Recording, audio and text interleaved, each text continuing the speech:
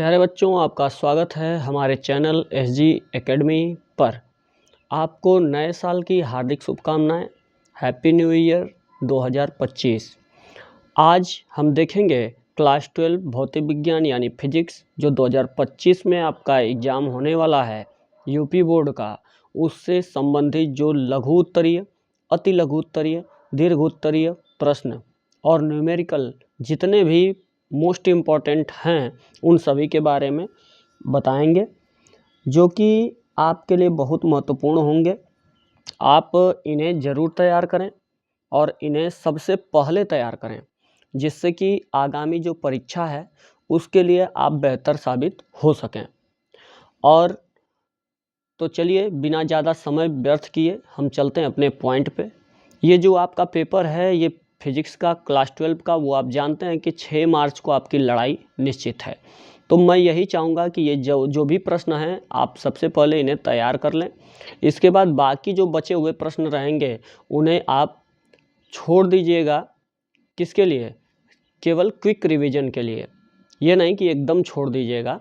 छोड़ने का मतलब कि इन्हें सबसे पहले तैयार कर लीजिए, इससे संबंधित जो भी चीज़ें हैं सबको तैयार कर लीजिए और क्विक रिवीजन के लिए उसे 1-2 बार पढ़ के चले जाइएगा, जिससे आपका काम बन जाएगा। अब देखिए, पहला जो प्रश्न है वो ये है कि कूलाम का वैद्युत बल संबंधी नियम लिखिए। तो ये कूलाम का वैद्युत संबंधी जो बल नियम है, जो वैद्युत बल संबंधी नियम है, वो क्या क्या है, इसे आपको लिखना है। अगला जो है, वैद्युत द्विध्रुव की अक्षीय दिशा में अत्यधिक दूरी पर स्थित बिंदु पर वैद्युत क्षेत्र की तीव्रता का व्यंजक प्राप्त कीजिए। ये प्रश्न भी बहुत महत्वपूर्ण है। अगला है, गॉस की प्रमेय क्या है, इसके बारे में आपको लिखना है। चौथा प्रश्न, वैद्युत फ्लक्स से क्या तात्पर्य है, इसे आवश्यक सूत्र देते हुए समझाइए। अगला इंपॉर्टेंट क्वेश्चन आपके लिए होगा, इसके बाद इसे तैयार कीजिएगा। वैद्युत विभव की परिभाषा दीजिए और इसकी बीमा लिखिए। अगला जो प्रश्न आप तैयार करेंगे अपने 6 मार्च के एग्ज़ाम के लिए, वो ये होगा कि किसी वैद्युत द्विध्रुव की अक्षीय स्थिति में किसी बिंदु पर वैद्युत विभव का सूत्र स्थापित कीजिए।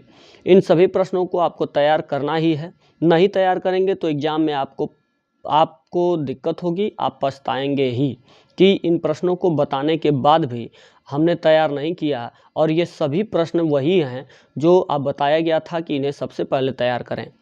तो इसलिए पछतावा न रहे, आप सबसे पहले इन्हें ज़रूर तैयार करें। 6 मार्च की लड़ाई आप पूरा लड़ के आएँ।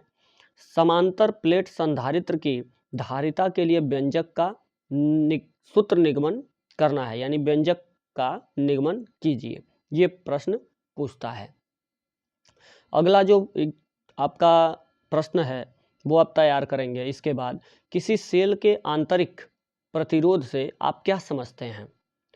इसके बाद आप तैयार करेंगे धारा व वोल्टता संबंधी किरचॉफ का नियम आप तैयार करेंगे। इसके बाद आप तैयार करेंगे व्हीटस्टोन सेतु का सिद्धांत क्या है, इसे तैयार करेंगे। इसके पश्चात आप तैयार करेंगे किसी धारावाही चालक के कारण उत्पन्न चुंबकीय क्षेत्र में बायो सेवर्ट का जो नियम होता है, इसे आप तैयार करेंगे। जब इतना चीज़ तैयार हो जाएगा तो इसके बाद आप तैयार करेंगे लंबी धारावाही परिनलिका के भीतर अक्ष पर स्थित, यानी भीतरी अक्ष पर स्थित बिंदु पर चुंबकीय बल क्षेत्र का सूत्र स्थापित करना, यानी सूत्र क्या होता है। अगला जो प्रश्न होगा वो आपका ये होगा कि चुंबकशीलता म्यू नॉट तथा वैद्युतशीलता ई नॉट यानी एप्सिलॉन नॉट में संबंध स्थापित कीजिए।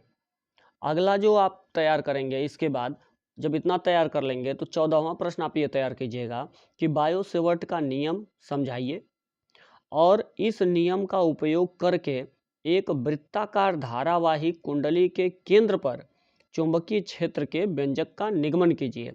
ये लॉन्ग क्वेश्चन में ऐसे बताया, मैंने ऊपर भी 2 लॉन्ग बताया है, उसे ज़रूर तैयार करें। देखिए बच्चों, ये वीडियो आपके बहुत काम का होगा और ये वीडियो बहुत अच्छा लगेगा आपको। अगर आप इसे तैयार करके जाएंगे तो। अगर ये वीडियो आपको अच्छा लगे तो इसे लाइक कीजिएगा, चैनल को सब्सक्राइब कीजिएगा और अपने दोस्तों से शेयर करना मत भूलिएगा। अगला जो 15वां प्रश्न आप तैयार करेंगे, शंट से आप क्या समझते हैं, इसका एक अनुप्रयोग वैद्युत परिपथ में समझाइए। अगला 16वां प्रश्न आप तैयार कीजिएगा 15 के बाद, 16वें पे नंबर लगाइएगा याद करना तैयार करने के लिए। चुंबकीय द्विध्रुव आघूर्ण का मात्रक और बीमा लिखने के लिए।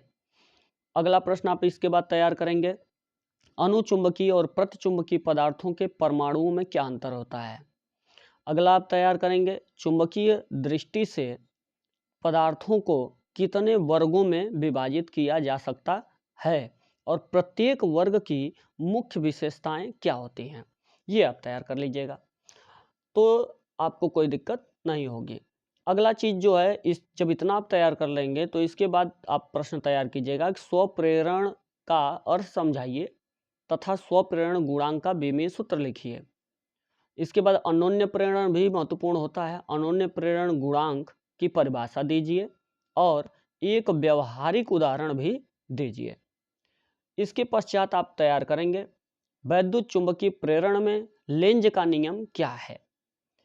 इसके पश्चात आप तैयार करेंगे, प्रेरित धारा ज्ञात करने के लिए फ्लेमिंग के दाएं हाथ का नियम बताइए।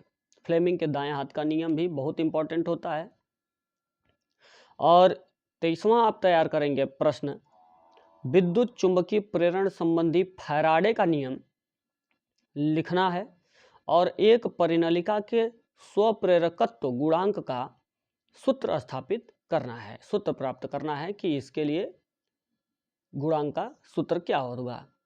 अगला जो प्रश्न है, अनोन्य प्रेरण गुणांक की परिभाषा और मात्रक लिखिए। दो समतल कुंडलियों के बीच अनोन्य प्रेरकत्व के लिए सूत्र स्थापित कीजिए। लॉन्ग आंसर में ऐसा आता है या तो फिर लघुत्तरी में। तो जितने भी लघुत्तरी, अति लघुत्तरी और जितने भी लॉन्ग हैं दीर्घोत्तरी, वो सब के सब आपको मिल रहे हैं। एक प्रत्यावर्ती धारा परिपथ में LCR श्रेणी क्रम में जुड़ी है। परिपथ की प्रतिबाधा तथा कला कोण फाई का व्यंजक लिखिए। फाई के किस मान के लिए जेड का मान न्यूनतम होगा, ये भी बताइए।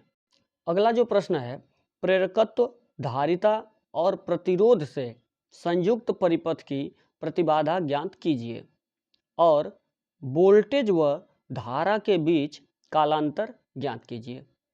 ये प्रश्न, इसके पश्चात आप तैयार करेंगे।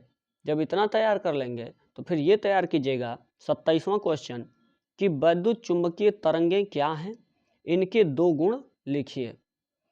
इसके पश्चात वैद्युत चुंबकीय स्पेक्ट्रम में सबसे अधिक और सबसे कम तरंगदैर्ध्य की तरंगों के नाम लिखिए। भाई ये शॉर्ट में है, बहुत इंपॉर्टेंट होता है, बराबर पूछता है। प्रकाश के परावर्तन से आप क्या समझते हैं, वेरी इंपॉर्टेंट क्वेश्चन। और प्रकाश के अपवर्तन से आप क्या समझते हैं, और इसके नियम भी लिखने के लिए दे देता है, तो नियम भी आप इसका तैयार जरूर कर लें। जो भी आपके लिए महत्वपूर्ण है सब बता दूंगा, सब तैयार कर लीजिए। 31 नंबर का आप प्रश्न तैयार कीजिएगा, किसी लेंस के लिए न्यूटन का सूत्र लिखिए तथा प्रतीकों के अर्थ बताइए। समझे। तो इसके बाद फिर अगला आप तैयार कीजिएगा, किसी लेंस की फोकस दूरी किन किन बातों पर निर्भर करती है। अगला तैयार करेंगे आप, परस्पर संपर्क में रखे दो पतले लेंसों के संयोजन की फोकस दूरी के लिए सूत्र की स्थापना कीजिए। 34वां आप तैयार करेंगे, किसी पतले लेंस के लिए अपवर्तन का सूत्र स्थापित कीजिए। इसके आधार पर सिद्ध कीजिए कि अवतल लेंस की फोकस दूरी ऋणात्मक होती है।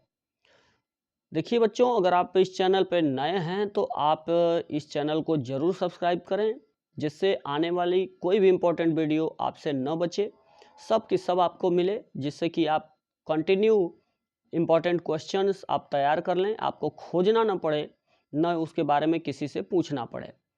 तो इस चीज़ के लिए आप चैनल को जरूर सब्सक्राइब कर लें। तो अगला जो है, यदि प्रिज्म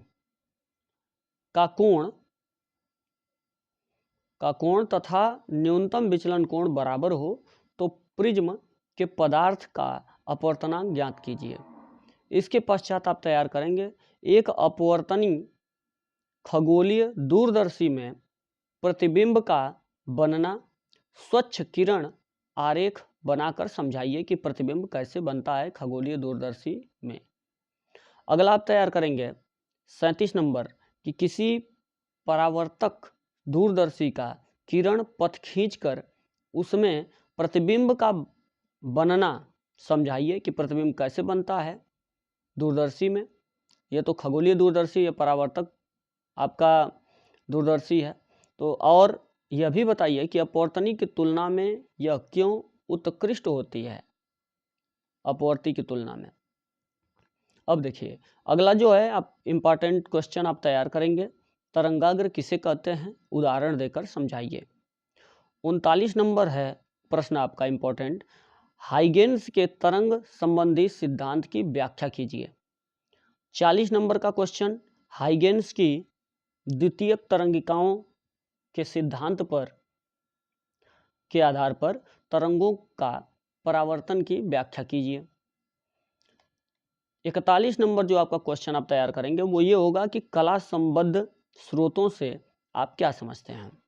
42 नंबर का जो प्रश्न आप तैयार करेंगे वो ये होगा कि प्रकाश के व्यतिकरण से आप क्या समझते हैं, क्या तात्पर्य है, यह क्या है, और व्यतिकरण के लिए आवश्यक प्रतिबिंब भी आपको लिखना है। अगला जो प्रश्न है, व्यतिकरण तथा विवर्तन में अंतर स्पष्ट कीजिए। ये चीज़ आप जरूर तैयार करें।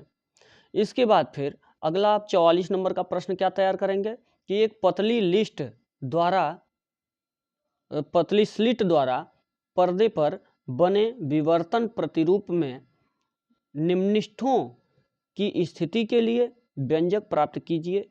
ये आप तैयार करेंगे और विवर्तन प्रतिरूप में तीव्रता विभाजन का चित्र भी बनाइए। तो इन प्रश्नों को आप जरूर तैयार करें जिससे कि आपका 6 मार्च का एग्ज़ाम बेहतर ही बेहतर जाए, और अन्य जो भी इम्पोर्टेंट चीज़ें और आपके लिए एडिशनल होंगी वो सब आपको दिए जाएंगे, सब आपको बताए जाएंगे। बस आप इस पर लगे रहिए और अपना 6 मार्च का एग्ज़ाम बढ़िया बनाइए इन प्रश्नों के साथ।